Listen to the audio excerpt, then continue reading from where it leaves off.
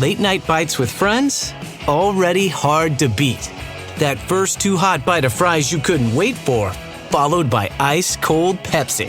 Now that hits different. Suddenly, the energy kicks back in, the night goes longer, and the laughs don't stop.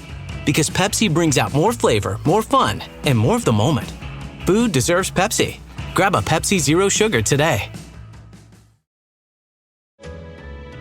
This one goes out to all my ladies, all my multitasking mamas who need energy to show up at work and at home, all my empty nest explorers who need a little gut health support for the journey ahead.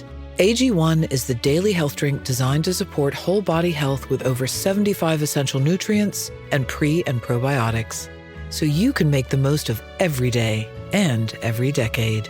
Learn more at drinkag1.com.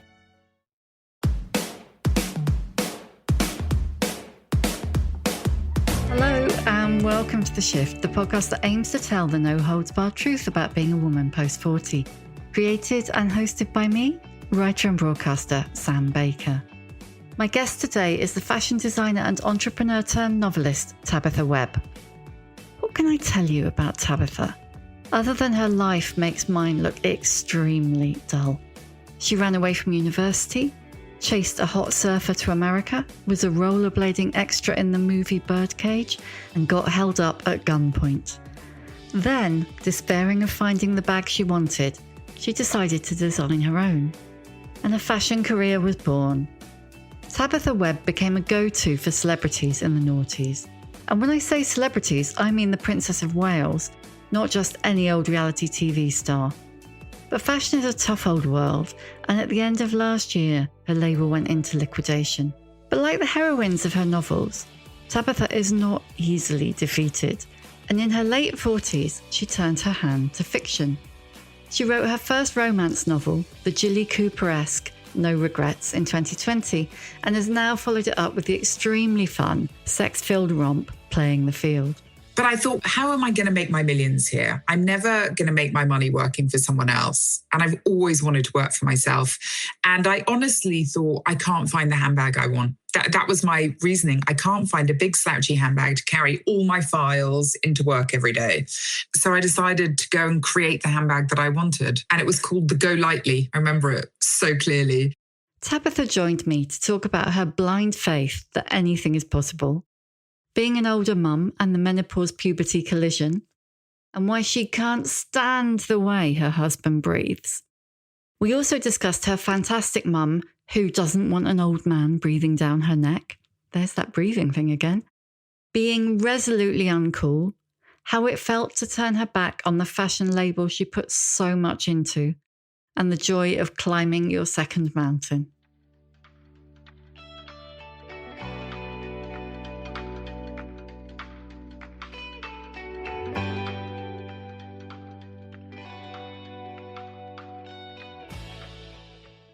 I was reading your biog and other stuff on the internet, and I was thinking that when you put your business into liquidation last year, I did wonder how much of that was, obviously fashion is like a nightmare, tough industry, and you have the very high and the very lows, but also how much of it was like, I have had fucking enough of this. Yeah, definitely.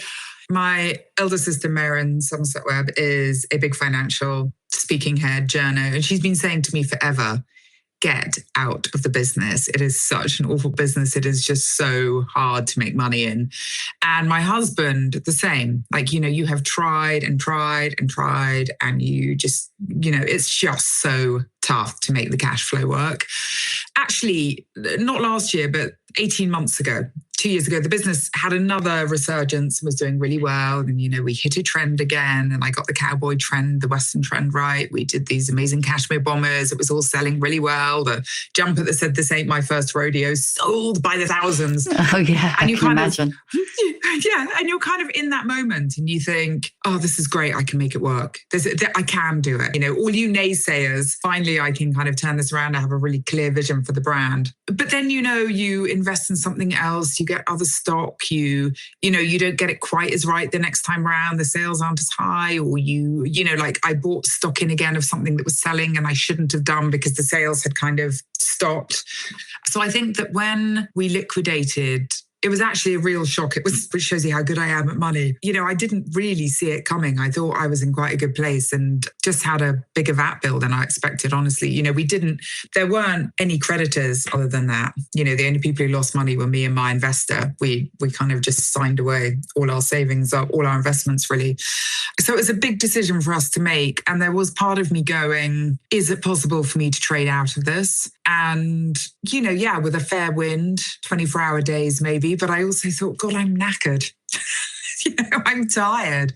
I'm 50. I've been trying for years. I mean, there's nearly nothing I haven't tried with the brand. I was kind of interested to see whether I had built the brand name up enough to be able to take it into something else. Like, could Tabitha Webb exist as a brand that could collaborate with other brands? Is it strong enough? Does it have enough behind it? And can I finally kind of follow my dreams of wanting to write and podcast, present, YouTube? You know, can I finally do that without the financial pressures of having a business hanging over me? And I don't know yet. You're about to find out. So was fashion not your big dream then? Was writing that world your big dream? You're allowed more than one big dream, let's face it. Yeah, I mean, I think I'm just a serial entrepreneur, honestly. I love brand. I really, really love brand. I'm not a designer. I'm not a, St. Martin's trained designer. I can't draw for toffee, really. I'm a brilliant shopaholic and think I have a great commercial eye. So I think I know what women like. I'm a good trend predictor. You know, if I was out on the street, I would go and do trend prediction. But as far as like being a designer, it was never a dream. It was something I fell into in my 20s when I decided to go and start a handbag brand for no particular reason. I was in advertising. But there must have been a reason. It was literally more, here I am in an enormous advertising agency and I am having the time of my life. This is, advertising at its best. We're in the 90s. We're dancing on the bars till 2 a.m. We're working through the night. I mean, this was crazy fun times. But I thought, how am I going to make my millions here? I'm never going to make my money working for someone else. And I've always wanted to work for myself. And I honestly thought, I can't find the handbag I want. That was my reasoning. I can't find a big slouchy handbag to carry all my files into work every day. So I decided to go and create the handbag that I wanted. And it was called the Go Lightly. I remember it so clearly. And I went up to a leather shop. I bought some metallic nappa. They pointed me in the direction of a factory in the East End. And I went there and I walked in and I was like, here's my leather. Here's my really dodgy sketch. That's basically a cardboard. It's basically a square with some pockets on the end. That sounds like my kind of bag, frankly. Yeah. Honestly, do you know the weirdest thing about those handbags is the brand was called Orca. Do you remember it from fashion from all that time ago or not? It went so big. I feel it's a moment I could never recreate because it was nearly all so accidental and it was so driven by print press and desire and everybody wanting it and the days of a celebrity wearing something and it being in a Heat magazine, or Elle, and it's selling out. When that was the only noise we had, that was our one channel of influence. They've had a resurgence. So suddenly all these university students everywhere are carrying them. My nieces are all kind of in their 20s. They keep sending me pictures of people and all these mums are like, the kids are trying to find our Orca bags in the attic and everybody kind of wants them back. It's bizarre, 30 years later. God, so they're going for a bomb on eBay, but you haven't got a secret stash. I haven't, because that would be my big way out, right? If I had a big secret stash in the attic.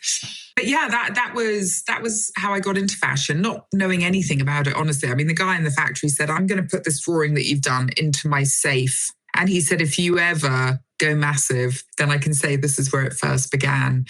But it was fun. It was fun. That's bold, isn't it? So were you a bold kid? Were you brought up to be bold?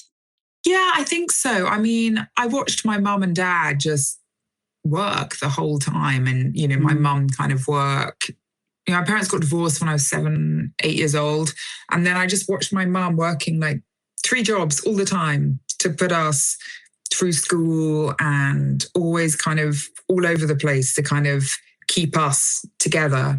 And I think me and my sisters, we all work so hard. There's such a work ethic. And I think there's just this kind of whole concept that nothing is unachievable. So I have zero fear really in business and in taking business risk and in going out and trying stuff. And I have a lot of fear in other parts of my life. You know, I have hideous anxiety. Like I suffer from all sorts of anxieties, and I'm quite a nightmare in that respect. But when it comes to business and work, the things that would freak other people out just doesn't even bother me. I see no risk attached to it at all, bizarrely. So that kind of fear of failure has never held you back? No. Was it because you weren't scared of failing, or you didn't think you would? I think I just am not fit. I'm not scared of failing. I honestly don't think I am. I mean, if I was, I would have stopped by now, because I have failed quite a few times in my life. You know, I have built brands and closed them and built again and closed them again. And actually, I had a brand, Project D, with Danny Minogue, and we had an amazing ringing a distant fun. bell. Is it? Yeah. Distant bell. So we launched that when she was on the X Factor, and we launched this red carpet brand. Again, when she approached me about it, I was like, dude, I've never made an item of clothing in my life. I don't know how to do clothes. But yeah, whatever, let's do it. And, you know, within 3 months, we had a brand launched, and we were selling to every shop in the world pretty much. And as much as everything in my being was telling me this is not the right way to do it, we should slow down and keep control, there was another part of me going, just go on the ride, jump on the roller coaster and go with it and see where you end up. Because I think I always thought, well, why does it matter if it doesn't work? You know, it doesn't matter. Yeah, I mean, ultimately you lose a lot of money, but it doesn't matter if it doesn't work, because you can just go again. But it was after that when I moved out of London and moved to the countryside, to Winchester, and sat in a corner and rocked, I would say, for like a year, you know, after the press went for me. And I said to my investor, I was like, I am done. I am never going again. That is it. And he looked at me and he went, you are a serial entrepreneur. He said, you're never done. You will be back. No, I won't. And a year later, I'm like, okay, so maybe I could go again. You know, maybe I can try again. But this is how I want to do it. And that's when Tabitha Webb was created, which was my third brand, I think. So what do you think has changed about your approach as you've got older? Definitely energy levels. I think I still do believe that anything is possible. Definitely there was just like not knowing, going in blindly just made me think I could do anything. You know, I remember when I first went to New York with the handbag brand, and we turned up at Coterie, this big New York trade fair, and somebody at the back, we had a stand at the back, but somebody cancelled, and they knew that we were having a moment, and they gave us a stand at the very front of the show. And they tripled the size of it. And they went, it's yours, go for it. And we were that brand with queues, you know, round the stand, people begging to get our stuff. And it was just fun. And there wasn't even an iota of me that thought, you can't do this, don't do it. I thought, Merrin, my sister, was like, don't take the orders, don't do it. I was like, oh, shut up, we'll be fine. Yeah. I can do it. Is she the eldest? I'll find a way. No, there's another one older than her, and then one that's much younger. But I think that as I've got older, I've got kids. I'm an older mum. I've got an 8-year-old. You know, I'm 51 with an 8-year-old. She takes up a lot of my time. Is quite a demanding kid. I definitely, some of the energy's lacking. There's also a lot of like, why am I doing it now? What am I out to prove? What am I still trying to do? When do I stop? And I do have that conversations with some of my friends. I'm like, and my sisters, I'm like, when do we stop trying to nail it? When is it too old to keep trying to create something, to smash the lights out, to hit the jackpot? What do I want from it? But definitely for me is also my ego. You know, I feel like it defines me too. I don't want to be, Merrin and I had this conversation not that long ago. You know, we don't want to be the woman at the drinks party that says that they stay at home and look after their kids. And not that there is anything wrong with that. And I wish I could be that person, but I'm just not. You know, we're so tied into who we are career-wise. That's the thing, isn't it? It's like the first thing you ask someone when you meet them is, what do you do? And I think if you're if you have kind of defined yourself throughout your career by magazine editor or fashion designer or, entrepreneur, then if that goes, it leads to some kind of long dark nights of the soul a bit, doesn't it? That kind of, okay, who am I then? If I'm not that, if that costume, I guess, is not there anymore. Yeah, am I just an empty soul? What do I have? What do I have to offer? Oh, not melodramatic much. But it's always interested in me in that people are always, if I say I write, and when I was doing writing and fashion, people are always a million times more interested in me being like a writer of romance than they were in me doing fashion. Everyone was like, God, why wouldn't you just go and write the romance rather than doing the fashion? But ultimately, it all also goes hand in hand. So I would never have the opportunity to write if I hadn't have done the fashion, because it was my profile of the fashion brand that got me the book deal, and the fact that I had a brand name and I had a name so that I was invited to a publishing house to interview new authors. And then it was on the back of that they offered me a book deal. So I guess you could say in a way that the fashion's kind of landed me here where I am. It's given me that platform. And, my literary agent, who's a very old friend, said to me, do you know how many people want to be in your position, to have a book deal? You're so lucky and da-da-da. And, there are people who've written book after book and never get represented. And I said to her, you can call me lucky, yes, but I just took a really different route to get there. I still worked my arse off. It just wasn't through writing for years, I guess. I mean, I think that there are a lot of women, probably in their 50s, maybe 60s, maybe late 40s, who are a bit like, okay, what now? And that's not because I feel like I'm done here. It's just like, what matters to me now? What do I want to invest my time in, my energy in? Maybe what have I always wanted to do that I've never had a chance to do? And maybe not. Maybe here's something I can learn and try. And I think there are two things. One is, you have got less energy, but also it's a bit like, how do I want to spend my energy? And actually, I don't want to kill I'm sure you did this too. When I was in my 20s and 30s, I was working, 12, 14 hours a day, 6, 7 days a week. And I got off on it, thought it made me more important. And now if someone tries to make me, there'll be times of the year when I do have to work kind of like back to back 14 days or really long days. And I'm just been like, why am I doing this? This is horrible. Yeah. And like you said, I think it becomes about a quality of life, doesn't it? Because we are in our 50s. And so then there's also, I want to enjoy my life. I do want to go and have the odd spa day. I want to go and run away for the weekend. I want to be there for all my kids' matches. I really want to make sure my teenager is navigating this really screwed up world at the moment in as safe a way as I can. Even though she said to me last night, she's like, why do you always want to know what people are saying to me? But it's just that kind of, you're 14. I just feel like it is such a crazy world out there. So I do want to be able to give time to my kids and not be running away. I mean, even this summer with the book launch, the first time I felt in ages that I haven't been there for them as much as I've wanted to be. And the mum guilt is like pretty punishing. But it is about enjoying your life, isn't it? You have got to a stage really in your life where you want to find the pleasure and the enjoyment. And I don't want to be held accountable to customers who are screaming because their order didn't arrive, even though I know it got sent, or DHL, the last shipment I brought in from DHL, it arrived in England. I told everyone that orders were coming, and then somehow DHL shipped it back to Germany by a computer error, and it was lost for another 3 weeks. And, my stress levels of trying to tell everyone, I'm so sorry, orders are late. And I was like, oh my God, I just don't want to do it anymore. I don't want to be customer facing. Also don't have the tolerance, honestly. I think that's the thing, isn't it? It's like your capacity for smiling sweetly just goes right out the window. Yes. I have lost that. That does not exist.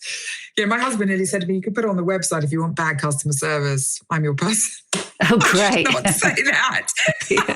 But no, I think, I read this thing. I've been targeted on the algorithm about climbing your second mountain. And this guy wrote this book about people climbing their second mountain. And I just love it as an analogy because it's nearly like we all spend the first half of our life outproving ourselves. We are important. We are great. We are out doing this. God, look at us. And then the second half, you go, actually, maybe I can finally do what I want to do, what I wish I'd done, or what I feel comfortable enough to do now, or brave enough, get on with it and care less about what people think. I think that's also really freeing.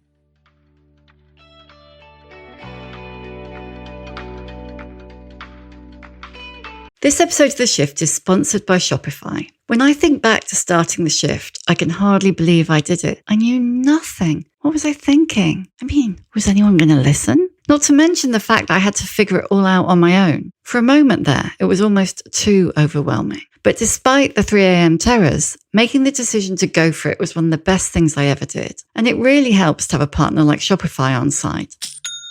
Shopify is the commerce platform behind millions of businesses, from big names like Skims to startups like Upcircle, one of my favorite skincare brands. Its design studio has hundreds of ready-to-use templates to help you build a beautiful online store. And setup is super fast with their built-in tools that help edit product photos and captions.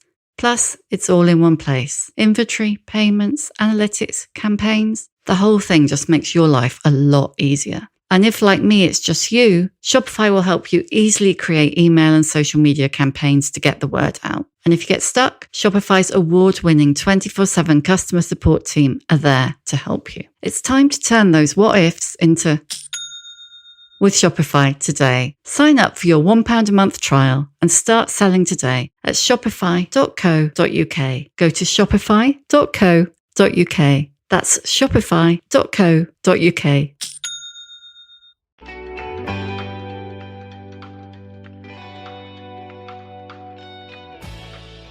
I was thinking about the fashion industry. And did you find that a pressure? Because it's a judgmental industry, isn't it? Yeah. I mean, yeah. Interestingly, with fashion, I never felt I was cool. I'm kind of happy to say that we're like a middle of the road, good, classic brand. There was nothing ever cool. I have never been cool. I'm like the eternal jock. In fact, I was having this conversation with my daughter on a walk yesterday. I said to her, you know what? I said, I have totally made peace with the fact that I am not cool. I'm like brash. I'm loud. You know, people invite me to parties sometimes because she'll come and make some noise and make a crude joke and then leave or whatever. You know, I can embrace my role. I've never been an understated skinny queen. You know, I kind of just am much more commercial than that. And the brand has therefore, I think, been a more commercial brand. So in that way, I kind of know that I've been judged, I think, and I'm kind of fine with it, but I've never tried to be a really cool brand. I always knew there were people I wouldn't or I couldn't dress, but I never kind of I never had the desire to step out of that lane. I don't know, does that make sense? Like I was never going to dress Kate Moss. I did dress Cara Delevingne once, but that was probably as cool as I got. You know, when I had Tabitha Webb and, you know, a couple of PRs said to me, oh, you've got to be careful with the people you're dressing because some of the press don't think it's cool and whatever. I'm like, guys, you know, but what are you chasing on my behalf? I'm not out chasing to be a cool brand. And I'm sure that there are people in the industry who, you know, think that I'm far too mainstream. And that's fine because there's space for everyone. If everyone's trying to be cool, then where do we end up? And cool isn't the mainstream. No. Does that make sense? I don't know. Well, it makes sense to me because I've been in that. Nobody else. I don't know. It'd be interesting to know whether it does make sense to listeners. It's impossible I think it's impossible to explain to people who haven't been in it, that kind of thing, that you can be the editor of a magazine that sells 400,000 copies. It's not that people won't put you in the front row of their fashion shows. They won't invite you. And they would rather have somebody that sells 5 copies sitting in the front row than even invite you. Oh, I don't know about you, but as a kid, I always felt like I didn't fit in, I didn't belong. And then you get the fashion industry, and there are people in the fashion industry who say, this is where all the kids who had no friends at school went. And I was like, no, but you're as bad. You're as bad as the kind of the cheerleaders and the jocks wouldn't let me be their friend at school. You're just coming at it from a different place, but you're doing the same thing. Isn't it amazing, really, that cool is still a thing throughout the generations? I mean, you know, I was actually sat at a dinner party not long ago when the guys were actually saying how cool they thought this one girl was and how pretty she was. And they actually said, this was like 50-year-old men, yeah, but she's so skinny and skinny is cool. I was like, what? I can't even get my head around the conversation. And I said, and you're saying that in front of me, by the way, who is not skinny, you know, not that I care, but it's such a weird mindset. But I mean, there's so much weirdness around it all and in the fashion industry. And yeah. Yeah, I can't remember how we even got there, definitely. Anyway, let's do a handbrake turn and let's talk about why you decided you wanted to write and you got book deal, but why raunch? What drew you about the sex scene, Tabitha? You write a good sex scene. I can't imagine myself writing anything else. I mean, listen, I'm never going up for the Booker Prize, let's be honest. It was never going to be a historical novel. It had just been something. I'd been at an all-girls school. We had always messed around with writing. Me and a couple of my mates, there were three of us, we'd always dreamt of writing a Mills and Boon. Like literally that was our bucket list. We're going to write a Mills and Boon and we're going to go on QVC. Those are the two things we're going to do. And one of us is going to steal one of the rulers from QVC so that we can measure everything in our house. So I got on QVC to sell some bed linen. But we used to write a lot of sex scenes at school. It was just something we did. And we'd write a paragraph each. You know, they say to me today, in fact, I had a message from them, one of them a couple of days ago, and they went, there is no one else who should be more rightfully in this position than you. This is what you were born to do. What were your influences then? I mean, were you the generation who was reading Lace with the whole goldfish scene, or are you a bit too young for that? No, I was a proper Jilly Cooper girl, you know, and also just a lot of the Mills and Boon temptation novels. You know, I loved their format. I knew that by page 30, I was going to get this. Page 72, I was going to get this. Yeah. I loved how formulaic it all was. And I don't know, I've always just had a bit of a filthy mind, honestly. I'm probably just a bit smutty. I'm a walking innuendo in a kind of very uncool, slightly carry-on way. So when I started writing the book, it was the first book. It just never even came into my mind that I wouldn't write open door sex. You know, why wouldn't I? It's like part of my character's development. It's part of their story. And then the second book, I wasn't necessarily going to write as much sex in it, actually, because I really, really fell in love with my characters.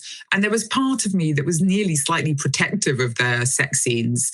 And I wrote a few, and then HarperCollins said to me, no, you write good sex, you've got to write more. You've got to write more, and you need to mix it up a bit. So then I just was like, fine, I'll go all in. You know, some of them I loved and I felt really, really flowed for me. And they were really romantic, amazing sex scenes. There were a couple I found harder to write. I think when they said to me they wanted me to mix up the positions and things, and I was like, 51-year-old menopausal woman, I don't know how much I can give you on that, but I'll try. What, did they think it was too missionary or something? Yeah. They said to me, lots of different locations, but a recurring position. And I was like, oh, shit. But she likes what she likes, though. It's like he seems to pretty quickly work out what works for her, and why deviate? Yeah, I know. And why does it have to be more complicated? I mean, I think the thing about Eliza and Luke's sex and their romance is that it's actually a really nice romance. There is nothing filthy or gross about it. It's aspirational, romantic sex. And, you know, somebody said, how do I feel about my teenager reading it? And I said to Bets, you know what? Read it, because this is actually nice sex. This is great sex. This is the sex that we should all be having on a riverbank or in front of a fireplace or on a sofa in the garden, wherever we're going to be. You know, this is really lovely, nice sex that we all wish we were having, especially with Luke. Yeah, can I just say, especially with Luke? Especially with Luke. Especially with Luke. You know, who, might I add, is based on no one, because he is so delicious. He cannot exist. And I live on a river. So obviously I dream of him emerging like some godlike creature from the river at the bottom of my garden. But alas, it has not happened. You can hope. Yeah. I can hope. But, you know, again, I would say writing a book is bearing my soul a million times more than the fashion. Because you always feel with the fashion, well, if somebody likes the jumper or the shirt or the dress, then they'll buy it and they'll wear it. But I'm not offended if they don't want to, because there is so much out there and it's so personal. But when you're begging someone to read a book, and then they read it and they're either thinking it's good or it's crap, or how does her mind work like this? Or I turn up at the school gates in September and the school mums all look at me like, you made us buy this pornographic book. But I hope that in amongst it as well, it's kind of got a great storyline and some great characters. I've started book 3, so I'm carrying quite a few of the characters through because I just want to create a world. Like I love the world I've created, and there'll still be a lot of sex in there with other people. You can definitely see the Jilly influence as well, the Jilly Cooper influence. Can you? Yeah, totally. Well, it's her. Well, you don't expressly say, but it feels like her neck of the woods, and it's that kind of, like you say, it's nice. Not nice sex. Nice is a horrible word. You know what I mean? It's a bad word. It's a terrible word.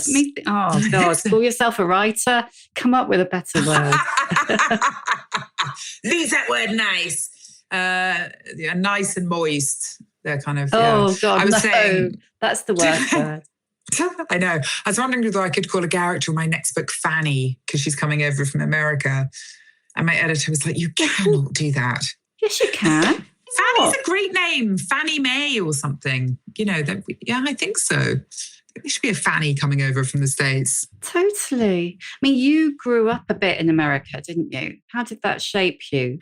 A lot, I think, much to the horror of most Brits, I would move to the States tomorrow. It's something me and my husband argue about all the time. I'm constantly like, I just want to go and live in America for a while. I just love everything about it. I love the shallowness. I love the positivity. I love the upbeatness of it. I love that even if they don't mean it, they pretend to support you in everything they do. Whereas, I feel Brits are so full of the tall poppy syndrome.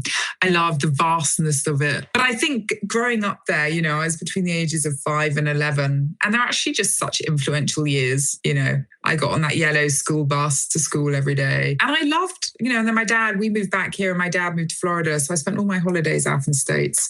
And I just love the life there. I think it's a great life. If I was ever to create a brand, a clothing brand or do anything, it would be very much a kind of preppy. I love preppy. I'd love to just be that preppy Brit girl. Yeah, so I love the States. I feel it's had an enormous impact on me, and it's made me want to leave the UK, which I would do very quickly, which is why I'm putting some American characters in the next book, so that I'm hoping it gives me more of a chance to kind of push it more in the States. Yeah, definitely. Whereabouts in the States would you go if you could go anywhere? If I was going to move there or just to go? No, if you're going to move. I mean, God, I'd love to go and live in Colorado for a bit. I'd nearly go into deep, dark Republican Wisconsin just for shits and giggles and a bit of white trash pickup truck scenario, just for the research. I'm just fascinated by it. Florida, I know it well. It's a good life. That's me. I would go kind of Wisconsin, anywhere really, just take me. Or Canada. I said to my husband the other day, I'll even take Canada. Let's go to Canada. Let's just go somewhere. I'll go anywhere. Gonna get loads of complaints now. You can she's saying I'll even take Canada. Oh my God, I'm sorry. No, she was joking. I love Canada. Canada is like top of my list, by the way. I've been trying to persuade Gav to move there for years. But I mean, I would just go anywhere. I'd love the adventure. I want to go. England feels very small, doesn't it? I feel like England is small. So I'd love to go somewhere bigger, I think. Yeah, it's the adventure, isn't it? It's the what nextness as well. What am I going to do? And what new thing? Yeah, and just seeing more. And we did South Carolina a couple of years ago, and I'm going to chuck a bit of South Carolina in the next book, I think. I've got a bit of California where the vineyards are. We've got a Californian coming over.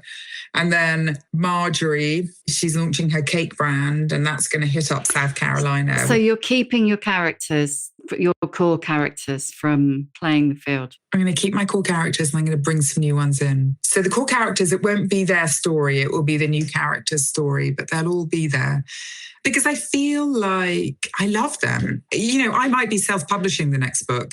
I don't have a book deal for the next book. So there's no one telling me what I can and can't do. So I'm going to write what I want to write, I think. That's quite liberating because I've just delivered the edit on my most recent novel. And that's, until this point, I didn't have an editor. So it was the first time I'd ever written a book and sold it afterwards. And it was so liberating. I mean, once I made myself do it, because obviously there's all those things that you do because they make rent. But aside from the difficulty making myself write it in the first place, the experience of writing it was so much more enjoyable. Was it? Yeah. What's it about? I can't tell you. It's not announced yet. I'll tell you when we finish recording. Sorry, everybody.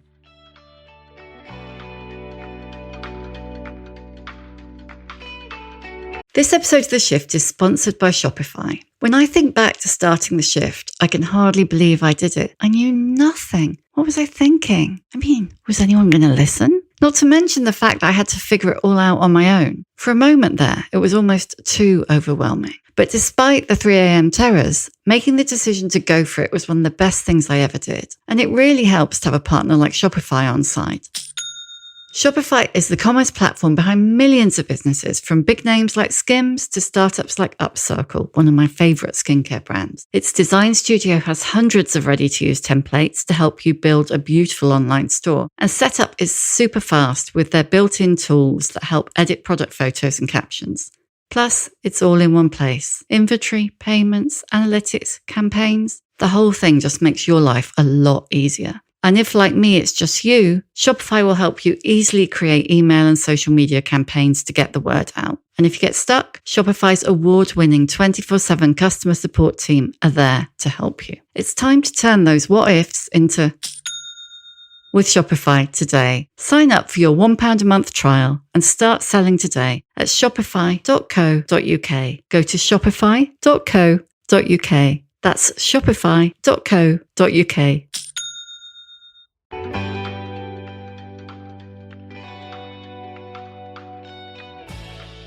So his writing novels, is that where you see yourself going next? Or are you a dabbler? Like, I want to do a bit of everything. At the moment, I feel really pumped about writing book 3. And I really want to get that done. I love the idea of kind of creating a library of books, although I do find it lonely. Like, I find it hard to come back and write. It's very different, isn't it, to your previous life, sitting in a room on your own? Yes, although with the fashion business recently, I've been running it from home. It's been, and freelancers all over the place. So I'm still kind of tied to the school run. I'm still dropping off at 9 and kind of picking up at 4. I don't get much freedom. So it is lonely, but I love losing myself in the story. At the moment, I see myself writing, hoping that actually is successful for me. I'm irritated. I haven't got a bestseller this time. It doesn't cross my mind to not get a bestseller. I'd like to think that if it's out there, it will do well. So I'm like, why are we not in the bestseller list? So I know what I'm like. I'll keep writing till I achieve that, at least, till I'm 100. And I love collaborating with other brands. I've got a collaboration at the moment with Pride Beauty, which is a beauty brand. I've collaborated a chevron print for them that's gone into all the Marks and Spencer stores, which is a really nice collab. And I've done a print for a furniture company called Bora & White, and we've kind of created some sofas. And I really love to collaborate. And we're relaunching my perfume onto the high street early next year, which is really nice. So you didn't lose your name when you liquidated? I bought it back. That's a tough gig, isn't it? It's honestly been very expensive year. My husband is like, if you just sat at the kitchen table and did nothing, you would lose less money. Oh. Yeah, I mean, every way I've turned this year and the end of last year has cost me a lot. But I wanted to try with this book. I thought I've got nothing to lose to try and shoot the lights out with it. I'm going to give it my best shot on press and everything I'm doing and kind of really put my name and my brand behind it and just see what I can do with it. And then I'm launching a podcast on love as well. So I'm just going to very much keep myself in the love and romance arena. And everybody has a love story. Totally. I saw that, and I saw a tagline which said, why my mother thinks 10 years is long enough to be married. So you've got to tell me about that. That's just such a gift. I know. So her podcast is going out today or tomorrow. She'll be the first one, just because I felt like she's a good place to start as to where I came from. But I think that after 10 years, she generally just gets bored. She's like, no one needs to be with a man for more than 10 years. But obviously and then she goes, but not you, darling, not you. That was just me. So is she serial monogamist, or has she been through a few husbands? How does it work? 2 husbands and then another long-term relationship. And now very happily on her own, actually. How old is she? 81. She's a total legend. She sounds fantastic. Oh, she's so cool. She's so cool. And, she's like, I've done it all. And now I don't want anyone breathing down my neck. I don't want an old man, and she just travels and does her thing and she's free and she's happy. Yeah. But she loved all her relationships. Not enough, obviously. No, that's funny. It reminds me of something Isabel Allende said to me. I mean, her relationships have all been 20 years, but she said that she married, I think he's her third kind of long term. But she's already said to him, she must be in her early mid 80s now. But they said to him, she only married him because he really, really wanted to get married because it was embarrassing his granddaughter at school. Her granddad was like sleeping with Isabel Allende. But that's hilarious. But she's already said to him, 20 years, the clock's running. Which I really like that. That's so funny. How long have you been married? Are you married? Yeah, I've been married a really long time. Hang on. I had to do it on my fingers. 34 years. That is so long. Yeah, and I'm not looking for the exit either, which is quite a miracle. He might be, who knows? It's amazing if after that long you still like your partner, isn't it? Because I mean, it's quite a long time to be with someone. But I'm so there for the love stories. And also I'm really there for people later on in life falling in love again. The older love relationships, love affairs. I think that's amazing too, when people have their entire lives to catch up on. Yeah, there's a really nice storyline in Tabitha's novel, Playing the Field, with older. I mean, it's not a spoiler, but there's a really nice storyline with an older couple. Yeah, you're making me think, because I love everybody I speak to for podcasts. I think everybody's interesting and fascinating, but I do love the old ladies. So, and my mum is going to like punch me when she sees me. It's like, not you, 80 is not old. But what I mean is the wisdom and the stuff and the life that you get from those conversations with women in their 80s and 90s. And it's just, I love it. Maybe I need to spin off. Do you know, honestly, I think they are the most amazing guests. I mean, very much like we've got a great lineup coming up, hopefully, for season 1. But I have said I want to bring in like 3 or 4 people in their late 70s, 80s. In fact, there's somebody on our street where we live. He was quite an inspiration for the book. And I said to him last week, I was like, come on, please come on the podcast. And he was like, absolutely not. I won't. I will not do it. Very much kind of like, no. And then he kind of softened a bit and he said, well, I'll read the book and I'll think about it. I'm going to sit down with a packet of chocolate hobnobs and my Labrador and I'm going to read the book and then I will let you know. But I don't know where you've got this idea that I'm a love Lothario. He's not Pilates plank man, is he? No, that's the absolute next door neighbour. He told me that he's contacted his lawyer. Yeah. I often think that generation aren't given enough airtime, and they're the ones with the wickedest stories. They've seen it all. You need a spin-off. Yeah, totally. Yeah, I'm thinking the cogs are whirring.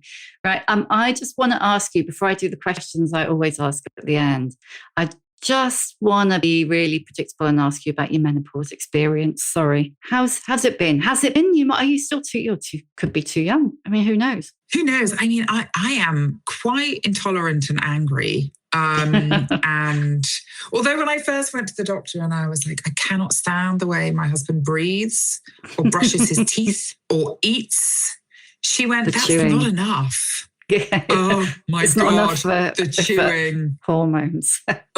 Last night, he ate a baguette sandwich with chicken in it at the kitchen island. And I sat at the table like quite a long way and just watching his mouth move. And this is on HRT. I was still like, I can't do this. I'm going to have to leave the kitchen. I cannot be in here. But I started HRT 3 months ago. So I've been seeing the same gynae in London for like 30 years. He's basically my best mate at this point. He even bought the book actually. And he said to me, don't go on HRT too soon. Wait till you need it. And that's his personal belief on it. And, he's the guy I listened to. So we waited. And then at Christmas, he said to me, actually, your estrogen levels are through the floor. I was like, thank God, because I feel like I could commit a murder. I did also want it to be the right time. So I started about 3 months ago, and the kids talk about my gel. Like Primrose, my 8-year-old, said to me this morning, oh, you are so grumpy. Have you put your gel on? So it's like, she believes that it immediately makes me a nicer person.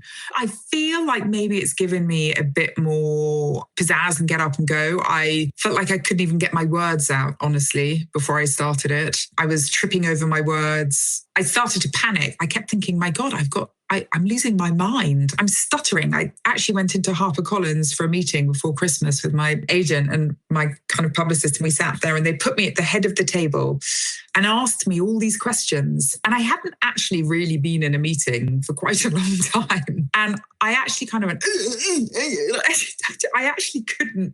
God, I'm like, I don't know. I'm like having a stroke or something. It was awful.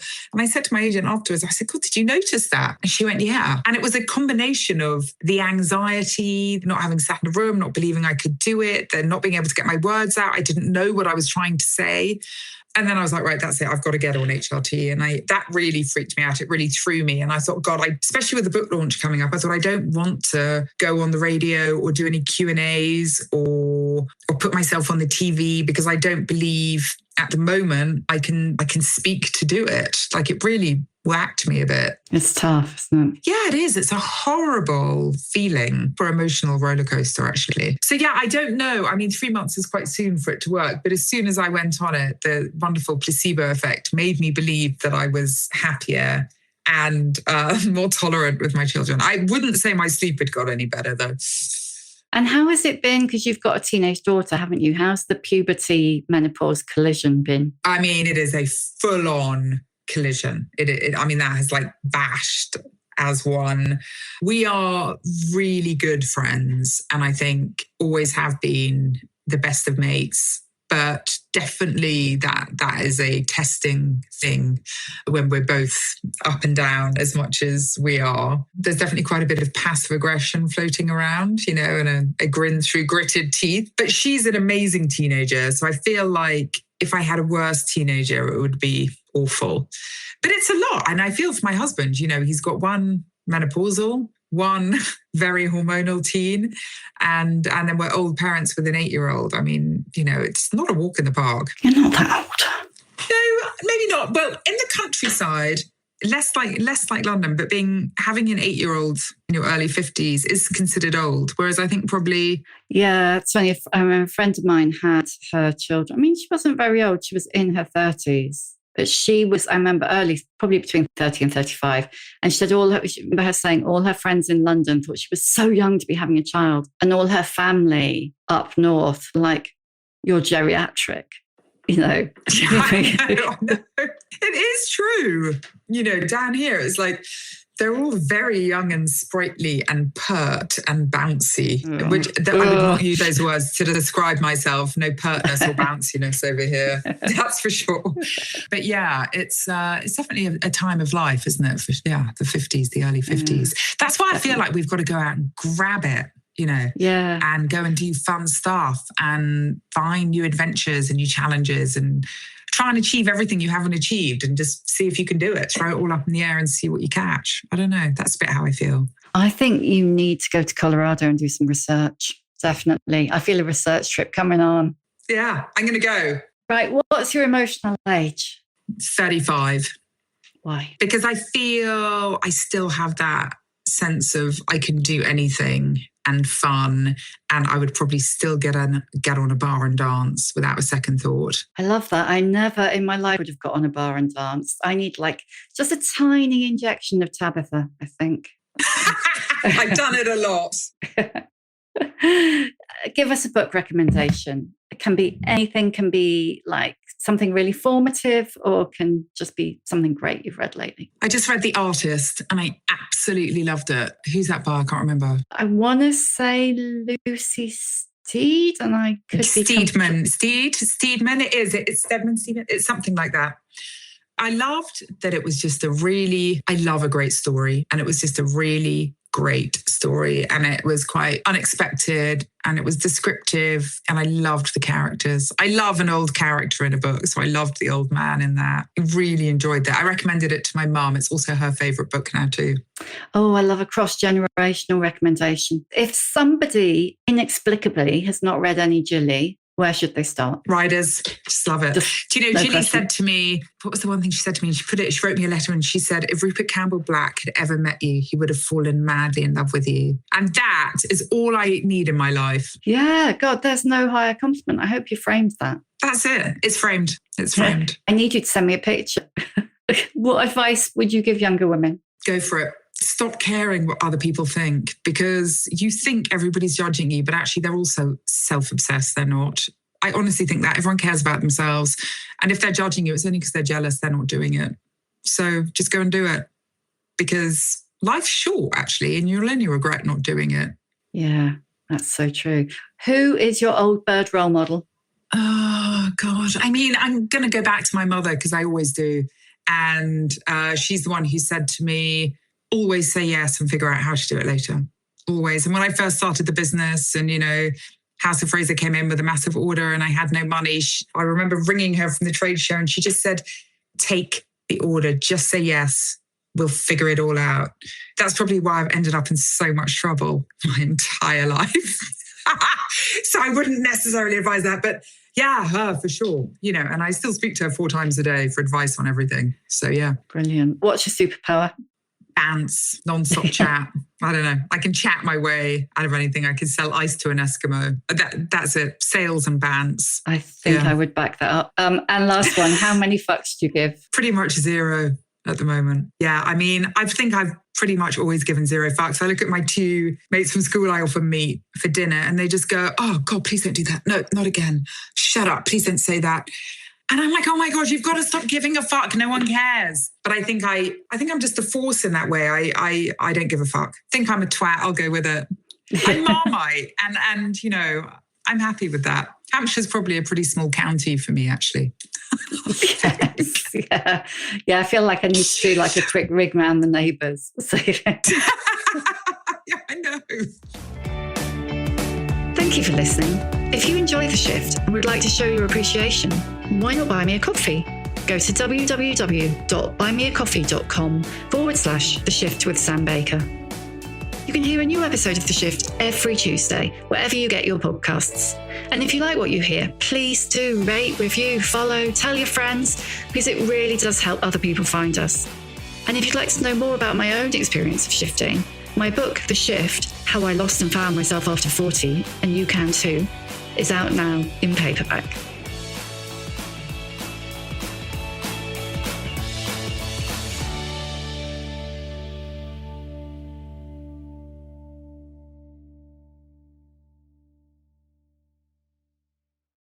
Cozy season is ahead, and you'll be spending way more time inside. Is your home ready? Don't worry.